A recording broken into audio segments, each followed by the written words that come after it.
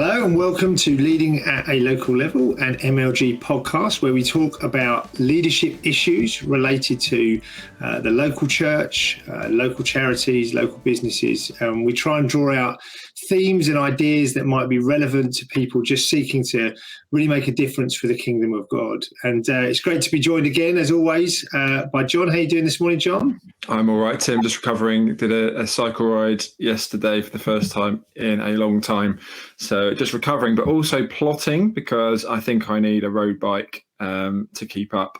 So that's the plan for my next significant birthday, is to get a road bike. So next time you see me, I might well be kitted out in Lycra and ready to go properly. So yeah, no, I'm good. That's where I'm at. How about you?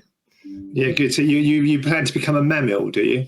A middle-aged man in Lycra. Middle-aged man. Right. Yeah, I'm aspiring to it. Absolutely, yeah. So very good. Yeah. I think you're there already, aren't you? Yeah, well, we, as you know, we love cycling in our church, and so we cycled up the Alps a few weeks ago in France. That was good fun. Great. Yes, that's the plan. And when the weather is good, you want to get out on your bike. When the weather is rainy and cold in the winter, it's less so. Yes, indeed. But good. We're going to continue our series, aren't we, John, in Leading Diversity, which is a series we've been working our way through and really looking at issues related to how do you lead people who are not the same as you. And in our churches, we've got all different types of groups of people, and we want to lead them well. We want to be intentional and thoughtful around making sure that people from different groups are not only welcome, but actually are able to use their God-given gifts and talents and really kind of contribute to the life of the church. And again, if you're listening to this and you lead a charity or you lead a business, it's exactly the same in those contexts. And it doesn't just happen naturally, does it? I think that's what this series is drawing out, isn't it? You can't just kind of just assume that just because you're a good leader that, you know, you can apply the same principles to every group. That's right. Or if you're a cyclist, that everyone likes cycling, you know, you are welcome whether you cycle or not. Yes, absolutely. Yeah. Good. So we've got a special guest today. Today we're going to be talking about singleness, leading those that are not married in your church or in your organisation. And we've got a special guest who's a friend of yours, John. So it's probably good if I bring her in and you can introduce her. That's right. Yeah, it's great to welcome Jenny Pollock, who's joining us today. Hi, Jenny. Hello, good to be here. Thanks. Great to have you with us. Now, Jenny, I work with you at the Christian Medical Fellowship. You're head of public policy there, and you obviously do a lot of speaking, writing, both books and blogging around the issue of singleness, but also a number of other issues as well. And we can't wait to get to know you a bit today as we grapple with this question. So a warm welcome to you. Thank you so much. I think really what we're looking at today is what does it look like to be a church in particular that welcomes single people. We'll reflect, I think, a little bit on the fact that many leaders are not single or have forgotten what it was like to be single. And the reality is that even if you're married, it's likely that you have spent or maybe will spend large periods of your life single. So this is incredibly relevant. But how do we as churches and communities care for those who don't have children? What does it mean to be part of a church family? These are some of the questions that we're going to dig into today with you, Jenny. So Jenny, just a little thing for you. You talk about you being a writer and a blogger and a speaker. What is it like to be producing, you know, a blog post or indeed writing a book? I mean, you tell us about what your writing process is like. How do you focus enough to produce? That's a really good question. I really love the writing process. So it's actually not too hard for me to focus. And sometimes it takes a while to kind of get rid of all the scatteredness and focus in on it. So one tip I've learned is to turn my Wi-Fi off and set a timer of 20 minutes on my phone. I'm not allowed to look at my phone or go and Google anything until that 20 minutes is up. And that's long enough to get me into the flow and just get on with writing. But I really just enjoy the process. Words just flow out. It's great. It's great, yeah. And we mentioned blog. I mean, Think Theology you blog there, and really, I think Tim and I both follow what you write there. So if you're listening in, that's a great place to check out Jenny's writing as well as others as well. So Jenny, it'd be great to get to know you a little bit, and I guess to sort of dig into a little bit of why you're here on this podcast. You are in the right room, which is great. So tell us a bit about your story as it pertains to singleness and the church particularly. Yeah. So I am approaching my own significant birthday this year. I'm going to be 50 later this year. And for the last 25 years, until very recently, I have been single, always wanted to get married, always wanted to have children, and just sort of assumed that would happen. My parents met and married quite young, had us very young. So it just... I just sort of assumed it was a natural thing. And as the years started to tick by, and, I was a missionary, I was traveling the world, I was meeting all sorts of people all the time, and just God wasn't bringing to me that one special person that I was just sort of assumed he'd designed me for. And I think that was a lot of what we're going to get onto later is a lot of kind of the teaching and assumption of the church is that's the ultimate goal, really. Yes, obviously discipleship and being with Jesus and all that, but you're meant to be married. As a good Christian will be a married one, and so I realized in my late 30s probably that I wasted a lot of time because I was thinking that I wasn't quite in my real life yet. I just sort of was thinking of my life as kind of an extended gap year, just doing stuff and, keeping busy and doing good stuff for God and, working at following his lead, but just with the sort of expectation that it's a light touch thing, and reality hadn't kicked in yet. Yeah. No, that's really helpful. Thanks for sharing that. I mean, and you're not the only one, are you? I mean, what are we talking about, Jenny, in churches more generally in terms of the numbers, proportion of single people that might be there? Yeah, and it's hard to get statistics. I saw one that's about a third of regular churchgoers are single, which is a bit less than in the population as a whole, but that's still a third of our churches. Yeah, and some of those, as you said in the introduction, some of those will be not yet married, others will be widowed or divorced. So, it covers both ends. That is very striking, isn't it? I mean, and Tim, from a sort of a church leader perspective, what's your thoughts on that? As you lead and you work with other leaders, leading single people, how do you respond to that? Well, when we were having this brief conversation before we went to press record on this podcast, and I think I was trying to remember if there are any single leaders that I know, as in any elders who are single. I don't think I can think of any. And so if you've got, we talk about diversity. A third of people isn't necessarily diversity. It's just a significant majority, well, not majority, but it's a significant number within your church. And I think this is where, I think, it's been great to read Jenny's writings over the last couple of years. I've certainly found your writings, Jenny, really helpful, along with, there's a guy called Sam Albury, isn't there, who's written kind of some good stuff on this subject. Indeed, Andrew as well, who's in this series, has written some good stuff. And I think it's raised my awareness as a church leader to realise, I have no concept of what it is to really be single. I got married when I was 21, and I met my wife when we were 16. John and I attempted to both woo her together, and I won. You're going to go there, aren't you? Oh wow, that's going to be cut. That's going to be cut from this podcast. That lasted less than a day. That's different. That wasn't a serious thing.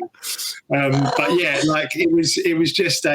I don't let him forget that. It's just Oh yeah, that's not the first time it's come for everyone, I'd like to say, but yeah, you realise I've completely forgotten what it's like to be single. I don't know what it is to be single. And neither do a lot of the other guys. In fact, I think all of that was 4 elders in our church. I think every one of us was married by the time we were 21 or 22, that kind of age. And so you think like no concept of what it is to be single. And so how do we lead that group of people when it's completely not our experience at all? And I read something, I think I said, and it's like, it's little things like, going to the shops and realizing how do you buy for one person? Which I think sounds like a really silly thing, but I was like, no, I always, I'm thinking like I've got to buy for like 5-6 people at least, and like just so Anyway. Yeah. Everything comes in packs of 2, and 2-for-1 deals as well. That like if you go to restaurants, there's always 2-for-1 meal deals, and like that doesn't work for me. Can I come back next week and have the second one? I just don't naturally have someone to share with, so I don't get those bargains. Yeah. I mean, Jenny, maybe you could just, from your own experience, but also just from experience of others, and all the things you're involved in, people you're involved with. Help us to feel that a little bit more. What it is like. What are some of the challenges to be in a church congregation and be single? And we're going to look for some of the positives shortly, but let's kind of wallow a little bit in some of the things that are challenging, because I think that'll be helpful. Yeah, the biggest thing for myself has been in the past the celebrations of people's engagements and marriages and babies being born, which is all wonderful and great, and we absolutely should celebrate that. But we need to also be looking out for what can we celebrate in the singles' lives. So, as I said, I've got a significant birthday coming up, and I want that to be celebrated, partly because I want to model to the church, here are some things that you can look for in single people's lives and celebrate that are outside of relationships. So we, at Christian Medical Fellowship, one of our single staff members bought her first home, and we gave her some money towards buying some furniture and filling it, because we would always give people a gift if they were getting married. And so I wanted to help us to think, well, here's a really significant milestone for her. She's doing it all on her own. Let's respond as we would have if it was someone getting married. So looking out for things like that. And when those are overlooked, it can just be really hard. You feel like, my milestones aren't as special as other people's. Can I ask a question on that, Jen? Yeah. Because I think it's a great point, and I think absolutely. But one of the challenges I've found with leading single people is also recognition that they can be very sensitive around milestones, in the sense that, turning 40, for example, and being single is almost potentially like one of those things that can be really painful, because I've reached this middle point in my life, if that's, it's not a thing, but, almost 40, that kind of, I've reached middle age, and and my life is downhill from here almost. And so how do we do that sensitively? Because I worry sometimes I'm going to put my foot in it. Which I do a lot of the time, by the way, just as evidenced by that. Reducing the number of times, I think that's one of the key things I want to say to leaders is you're allowed to have those conversations with people. Like, you don't have to guess what someone might want and what they might find difficult. Like, I really value the fact that I have a really good relationship with my leaders, and they're able to come to me and say, how would this hit you?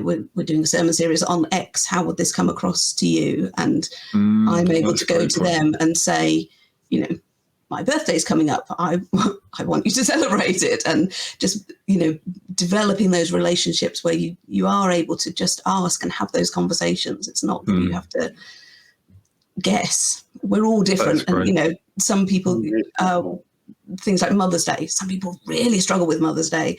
It's never been a problem for me. I would love to celebrate the mothers, and I'm very happy for them to get daffodils from their kids or whatever.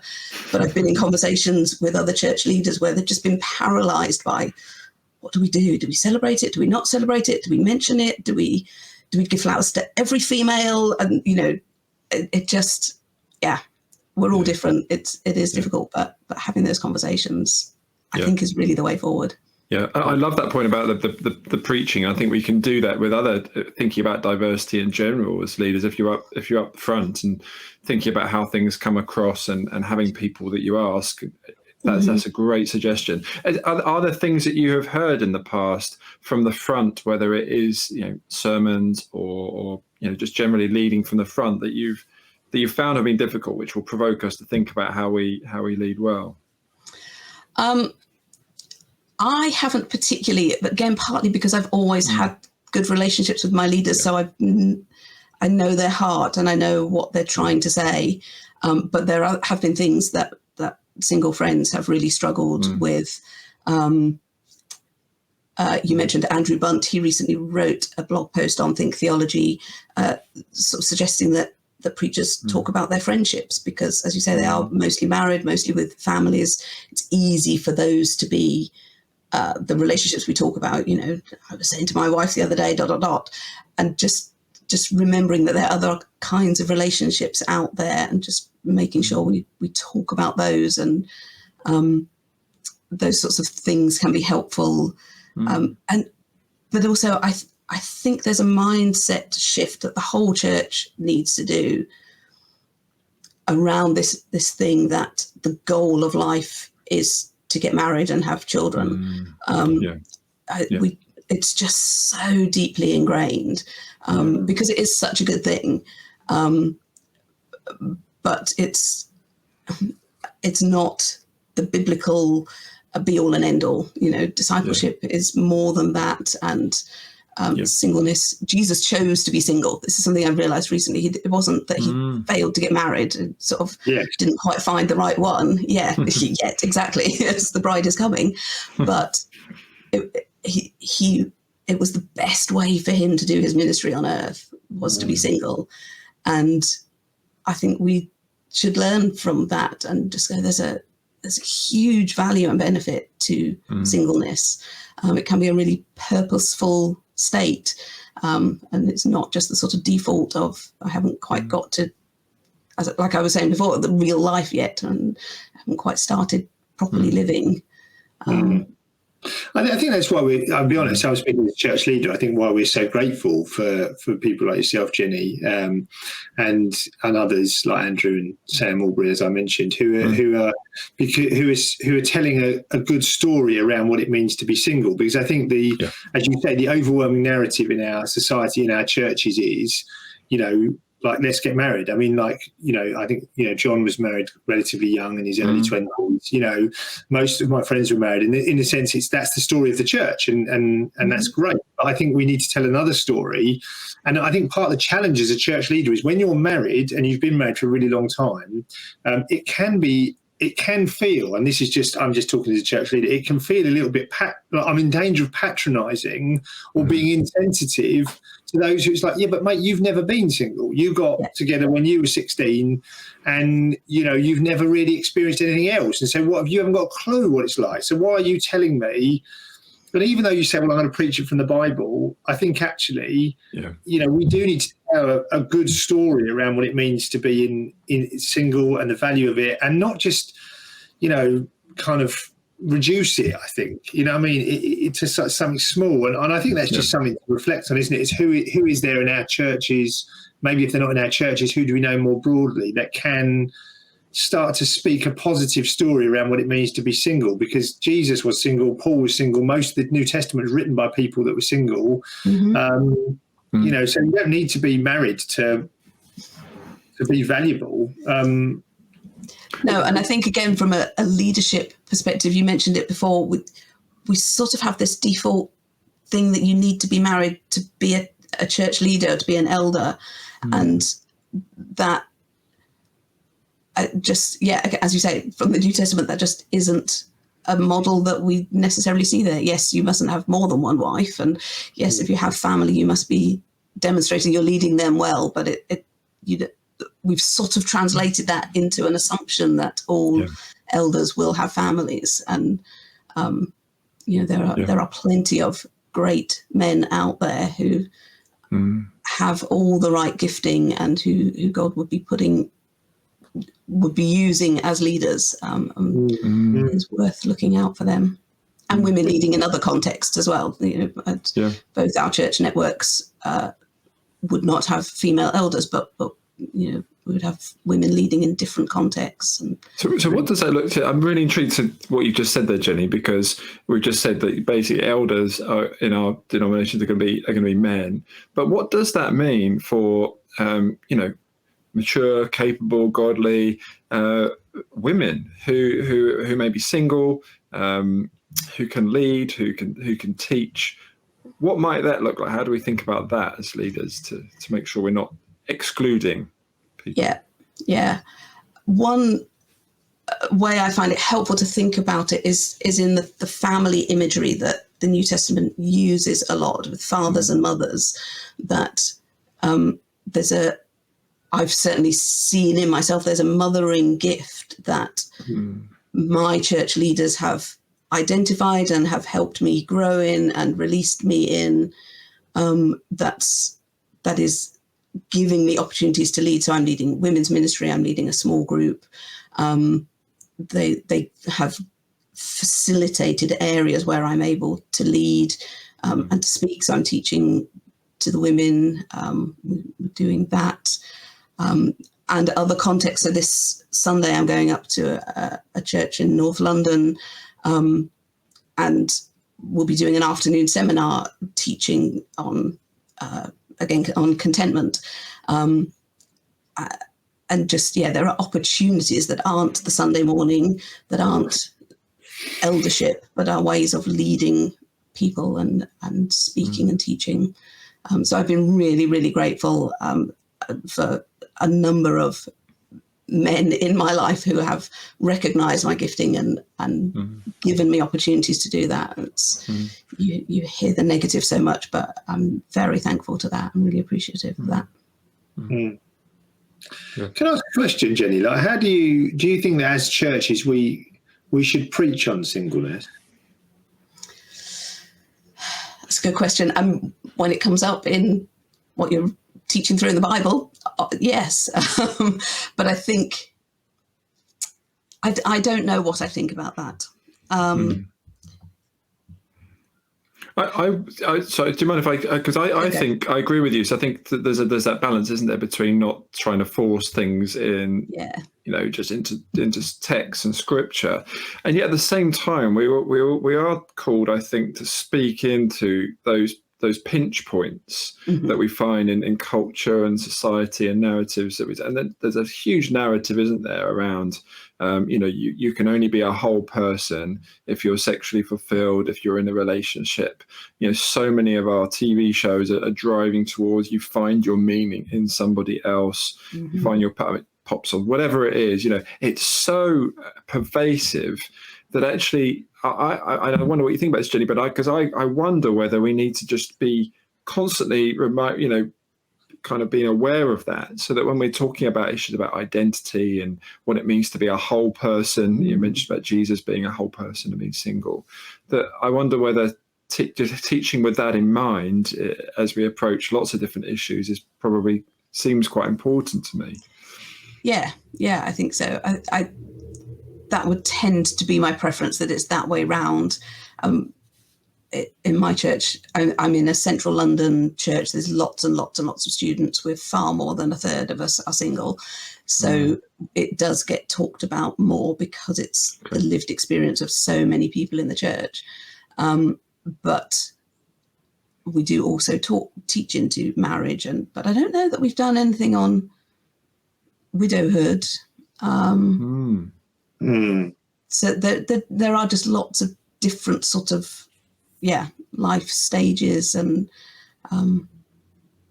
but I tend to prefer teaching series that go through a book of the Bible anyway, rather than thematic ones, because I think with the teaching as well isn't necessarily, and this is just a thought as a leader, it's not really just trying to encourage single people. It's recognising, and I think maybe this might lead John nicely onto his next question, but actually recognising that the church family as a whole, and we have a very strong, our church really uses the idea of church family very, very meaningfully. Like, it's not just a phrase for us, it really is a big part of our identity. We are a church family. You don't just join our church, you join our family. That's kind of part of the, we try to make that part of identity and take that very seriously. But often I think that married people or people that are not single, if that's the, need to think more and need to be aware, I think, of be made aware of like the challenges that single people face. Because I think if you don't know it, if you're not aware of it, you're just going to miss out. And I think, helping those people understand, like, how can you include someone who is single in your family, for example, is something that we should teach on. Because I think if we don't teach on it, people don't naturally pick up on it. Because I speak as someone with three boys, young boys. Your life just becomes completely consumed by your family life, your church, and you don't have time unless you make an intentional thought. Right, okay, I need to make more effort to invite people into my family, into my life. It doesn't happen. It certainly doesn't for me, and it happen naturally. So I think for me, I'm thinking if we're going to teach you, it's not so much about teaching to single people, like you need to be content. But it's more about actually how do we serve those people well? How do we serve people who are single well? The widowed individual. Recognizing that anniversaries can be very challenging and things like that. So I think that would be my angle if I was going to come from it. But I think that's really helpful, and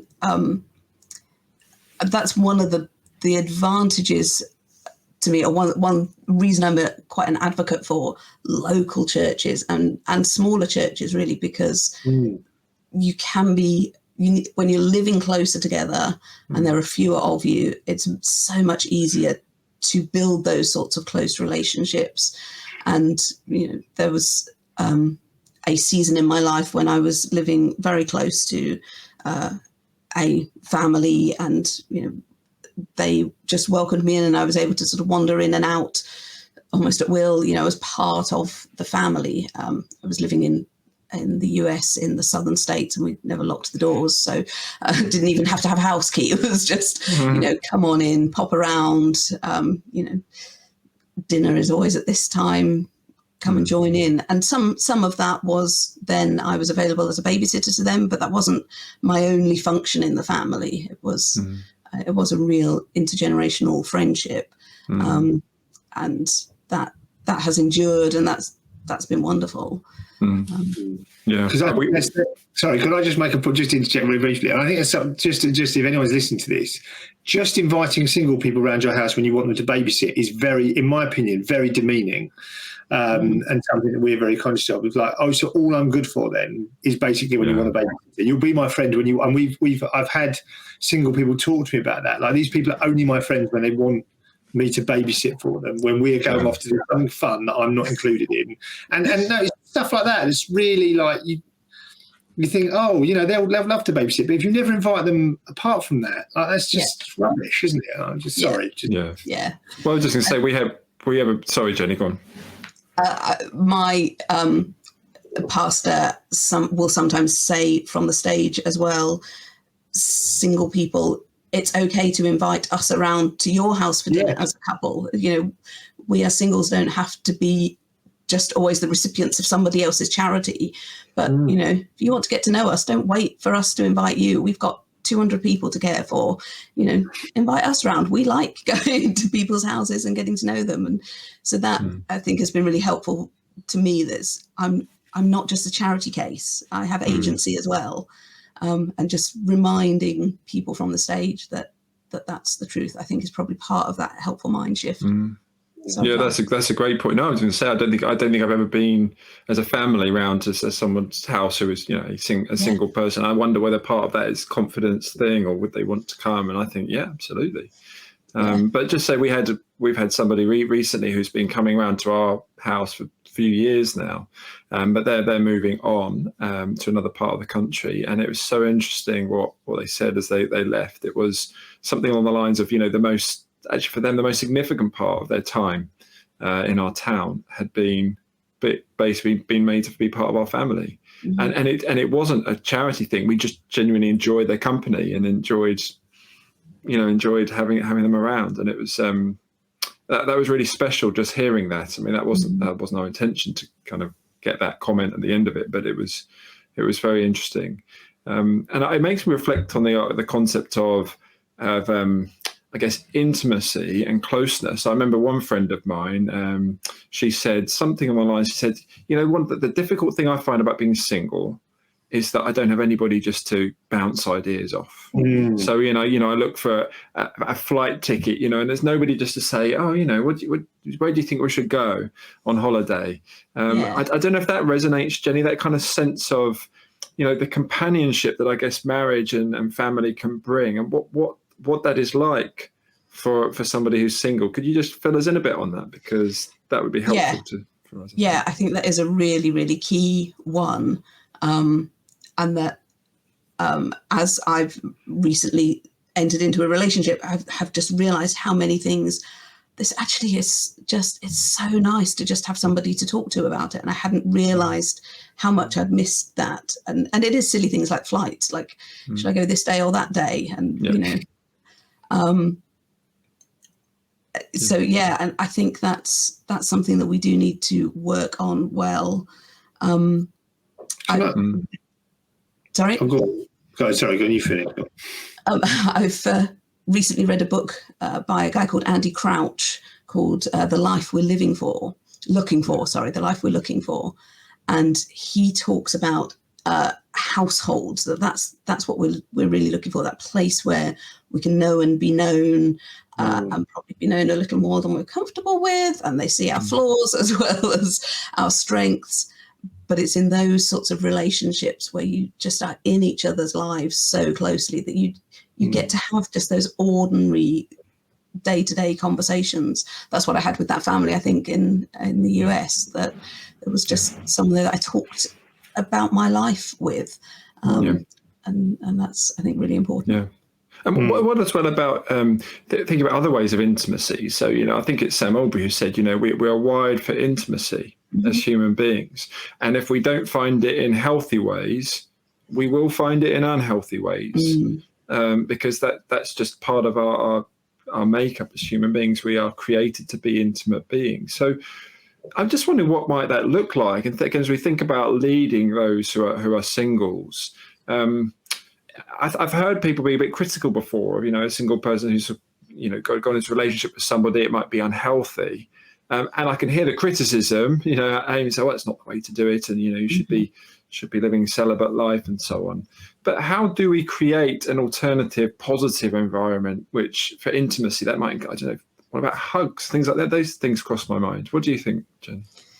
Yeah, I think, hugs are really important. We've got to this horrible point in culture where there's been so much toxicity about male-female relationships. And I think there's a real paranoia about just closeness.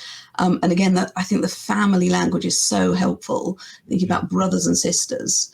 There's a book by Rachel Gilson, I think it's Rachel Gilson, who talks about things that are chaste by default. A brother-sister relationship is intimate, it's really close.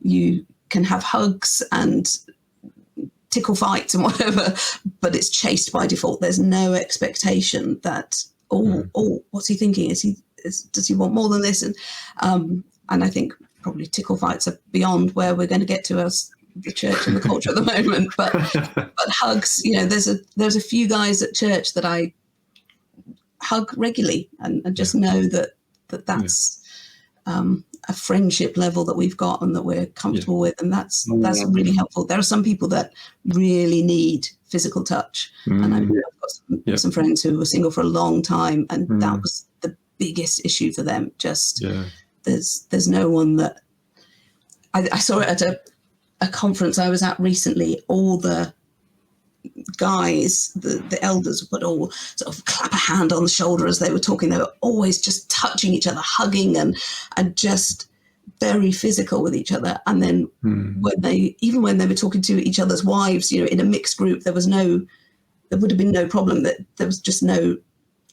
hands involved at all. There's no touching. And just, I think, to be able to model that into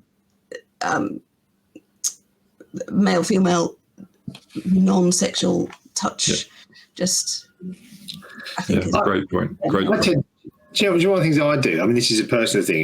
This is my personality, as Jenny doesn't know me, but I tend to be quite cheeky and often sort of and take the mickey out of people. And I do that a lot with women because I find it kind of, in a sense, it's quite a safe way of them feeling, particularly single. You know, and it's almost it's like brotherly. Like, I'm a big brother. I'm going to tease you. And you kind of, and I do that intentionally. That they may find.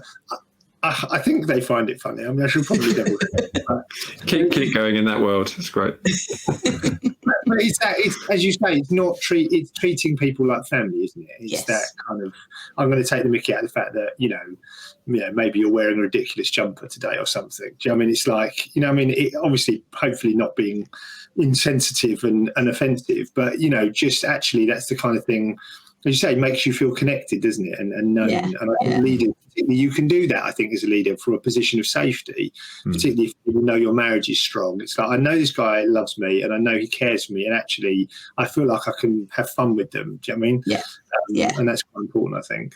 Yeah, very much. And again, that once you've got that closeness of relationship, there is the sensitivity of, I think maybe I did offend them that time, and quickly going to them and apologizing and just being open and willing to say, I'm sorry, did I get that wrong? Just the stuff we do with close friends, I think is really helpful. Yeah, it is. I'm good. About kind of discipleship. This is how these conversations go, Jenny. We just talk over each other. It's not all planned. Absolutely, we script this totally. I think one of the things that I've realised, this is just a practical thing. I've realised that sometimes single people come to me and they vent. And I think that as a leader, you need to be open to receive the venting, because sometimes they have, as you've just talked about, you haven't necessarily had someone to talk to about it, and so you've got very worked up in your own little headspace about this, and suddenly you go to the church leader or your elder, and you just go, ugh. And I often just after I sat there thinking, okay, this can be, in some cases, particularly also my one of the other, and this may be a slight stereotype, but often people that have been on their own for a long period of time, they do develop a natural strength, like a good strength, because you have to. And so sometimes they can come across often as quite sort of forceful in their approach, because they've had to be, in a sense. They've had to do everything themselves. And so sometimes it's realising and hearing that and going, okay, it's okay. They're not really mad. They're just, or they might be mad, but they're just, I need to be part of that process of helping them work it through rather than try and react to that. And it's just like, okay, I'm just going to listen. I'm just going to hear that. I'm going to acknowledge how you're feeling rather than simply trying to contradict you, because actually maybe you just want to talk this through, and it's almost like built up. And so I don't know if that's been your experience with your single friends, etc., and how leaders have dealt with you, but I know that's personally been my experience, and trying to put that head on when I'm dealing with a single individual particularly. Yeah, I think that's really helpful, because there are a lot of people who are external processors. They need to be able to speak it out before they can work out where they're at. And I think it takes wisdom and discernment, because there will be some people for whom to go to their leader and talk about something does mean, this is really important. This is a big issue for me now within the church, and I need to be heard and to be able to properly talk about it and stuff. But I think there are others that, as you say, just it's become a bigger deal. I think we saw it in COVID. I certainly saw it within my small group, that things that normally would have been small issues that just got dealt with quickly because we were in conversation with each other all the time became enormous things, and just took a lot of wisdom to work out actually how big is this. And now they've spoken about it, has that diminished it to a point where it's more manageable for them, and we can talk through and work out where it's got to. I think that's No, that's really helpful. Really good. Can I ask a question? Oh, go on. Can I ask? No, I was going to say we haven't got long left, so let's go for it. So talking about leading single people well, Jenny, and you've talked about your relationship with your leaders. I think there is definitely a role for even more intentional discipleship, like one-to-one discipleship, that maybe asks even more kind of challenging questions, I guess, because again, you haven't got that kind of environment where you're just talking it through with someone. So I suppose, has that been something that's happened in your life where you've regularly met with people on a one-to-one, or leaders who have asked you more, those kind of questions, or is that something that isn't as relevant? What's your thought on that? That for me has come more through friendships than specifically through leaders. I've had sort of small group leaders who have been very good about, just asking the deeper questions. It's something that, I think I probably need to get better at as a leader myself, asking other people the difficult questions. I think that's one area where particularly for speaking to women, you do need a female leader doing it. So hence we need to be making sure that we're giving women leadership positions and roles, and sufficient kind of profile within the church that it doesn't, that there's a significance there. It's not just this random woman is my friend and that's nice, but this is one of the leaders in the church who really cares about me. So I think that's a really important thing. But for those deeper questions, it does need to be same-sex. I agree. People. Yeah, and it just shows, doesn't it, that we talked a bit about smaller church, but even if you're a larger church, to actually go small, because it's those relationships, it's the way that that's so important. I think I've particularly noticed, I don't know any stats on this, but particularly noticed that being in a couple of larger churches, that it's easier for people to come and then just to disappear out the back door, and even more so if you're single. And I've seen that happen so many times. And so it does need that intentionality, particularly in different ways for single people, that there's some intentionality required, I think, from the leadership. Yeah. So, and I think part of the reason it's easy for singles to disappear is actually counter to a lot of the narrative we hear. So we often think, oh, great, single people have got so much more time. They can serve in the church and they can do blah, blah, blah. Yeah. And a lot of what I've heard when people are sort of drifting away is, I'm just so busy, there's so much to do, partly because I think we fill up our time with other things so that we're not sitting on our own in the evening thinking, why am I so lonely? We're filling our time with things. It can also be an excuse, but also just, as we've kind of alluded to a couple of times, that you've got to do everything in life yourself. So there's no sharing it with the couple. It's that, I've got to do all the housework and all the accounts and, the garden and the whatever, just having to manage everything. It's not quite as clear cut as I've got more time so I can do stuff. That's a great point. Look, I'm sure we could chat for forever. I mean, we have covered so many things, thinking about, from the front, about leadership, eldership. We've talked about, how we speak, about singleness as purposeful rather than a deficient state. We've looked at intimacy, church as family. Wow. Jenny, thanks so much. I mean, it's been just great to have your insights into this. And I know you haven't asked us to do this, but I think Tim and I are aware you're working on a book at the moment, and you also have one published, and both are very much speak into this area. So could you just tell us a bit about those? Just blocked out Jenny's face. Do you see that? Just totally blocked out her face there, didn't I? That's just no. I might just block out your face, but I'll put it up again, Jenny. You can talk. No problem. Thank you. Yes. So this is my book with its very lovely cover. I'm very grateful for a beautiful cover for my book. So yes, this is, if only, it's looking at how we find joyful contentment in the face of lack and longing. So it came out of my singleness, but also looks at other people's stories of childlessness, of chronic illness, of other sort of areas of, if only this were different, then I could be content. And just showing that actually our contentment needs to be found in God. He's the only source of our true joy. So that one's, available now. Can I just say it's available, and I actually have 3 copies that I would be willing to give away. So if you've made it this far on the podcast and you're thinking, I haven't got that book and I like it, obviously go and track it down, give it to other people, but just send us a message. I'm happy to pop one in the post to you. Sorry to interrupt there. Can I just say that's our first Leading at a Local Level giveaway. It is the first. Yes. Maybe we should say watch to the end for the free giveaway. There we are.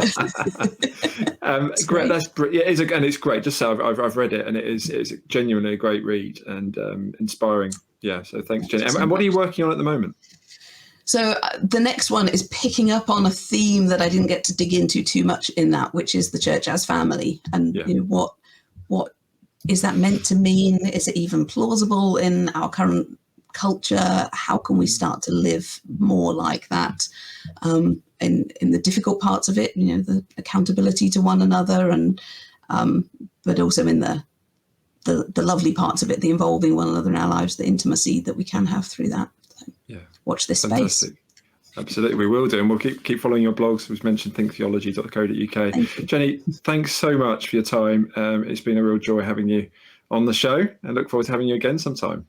Thank you. It's been great to be here. Great. And as this is a part of our Leading at a Local Level podcast for Mission Life Grace, we're just looking at diversity in the church at the moment. Really excited about this series. So look out for the other episodes. If you'd like to make a comment on what we've discussed, you can do that. Pop a comment below if you're on YouTube. Send us some questions if you want us to elaborate, because there's so many themes we could go into a lot more. And do share this with others if you think they're interested. Subscribe and encourage others to listen in as we seek to strengthen the local church leading at a local level. So God bless you all, and we'll see you next time. Bye for now.